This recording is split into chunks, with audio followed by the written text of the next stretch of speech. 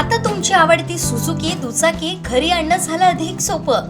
सिंधुदुर्गचे अधिकृत विक्रेते श्री विनायक व्हील्स घेऊन आले आहेत खास ऑफरची मेजवानी।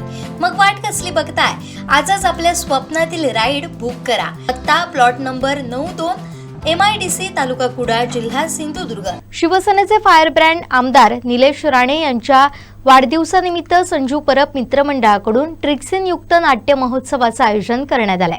15 मार्चला सायंकाळी 7 वाजता जनरल जगन्नाथराव भोसले शिव उद्यान इथं आमदार निलेश राणे यांच्या उपस्थितीत या नाट्य महोत्सवाचा शुभारंभ होणार असल्याची माहिती जिल्हा प्रमुख संजू परब यांनी दिली आहे। सन्माननीय निलेश राणे साहेब यांचा 17 मार्च रोजी वाढदिवस आहे।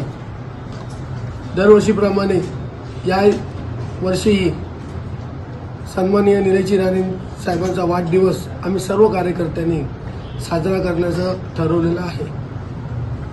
यासाठी 15 मार्च, 16 मार्च आणि 17 मार्च असं 3 दिवस नाट्य महोत्सव ठेवलेला आहे। त्याशिवाय धान्य वाटप, फळ वाटप, गरजूंना आर्थिक मदत, तसेच गुरुमठकरतर्फे सायकल वाटप, असे अनेक वृक्ष वाटप, असे अनेक सामाजिक कार्यक्रम आम्ही ठेवलेले आहेत। आणि सन्माननीय निलेश राणे साहेब 15 तारखेला संध्याकाळी 7 वाजता त्या नाट्य महोत्सवाच्या कार्यक्रमाला उपस्थित राहतील।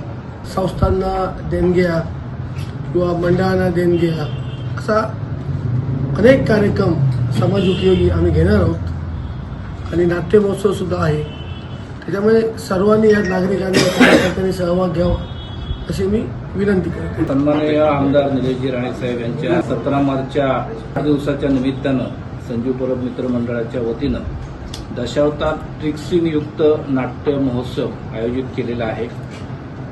पहिल्या दिवशी रविवारी 15 मार्चला भरतरी पिंगला सिद्धेश्वर दशावतार नाट्य मंडळ दोडामार्गचा नाट्यप्रयोग होणार आहे।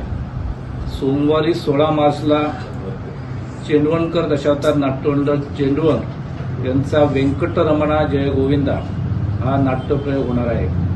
तर 17 तारीखला दत्तमौली दशावतार नाट्य मंडळाचा जीवेश्वर हा नाट्यप्रयोग होणार आहे।